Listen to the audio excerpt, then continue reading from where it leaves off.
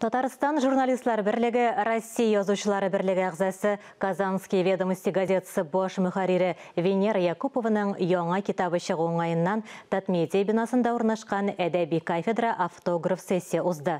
Әлігі китапта нишек бәхетле булырга, оңышқа нишек ирешергә, оңышлы карьера төзүсере нидә кебек сорауларга җавап табырга мөмкин.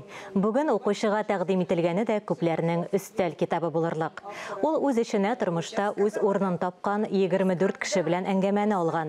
Әлеге мәңгелек сорауларга Татарстанның беренче президенты Минтимер Шәймиев, Фәрит Мөхәммәтшин, Римма Ратникова, Зөфәр Фәтхетдинов, Лия Заһидуллина һәм башка бик күпләр үзләренең уңыш сыры белән уртаклаша. Китапта менә күрсәтелә кешенең үзенә эшенә карау, үз-үзенә.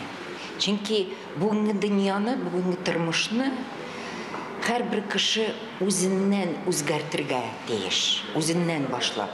Аның китаплары бит инде берничә. Бусы бик тә кызыклы булды. Шунысын әйтеп китеп, ул күп еллар язды моны. Кичкенә генә ул битләре дә күп түгел кебек име. Менә мисал өчен минем белән интервьюны 10 ел элек алган иде ул. Мин аны бүген бирсәм, икенчерәк бәлки сөйләр идем, кайбер фикерләрне икенчерәк әйтермен бүгенге көн тәҗрибәсеннән чыгып инде. Ләкин шунысын да әйтәсем, ассызыклап узасым килә.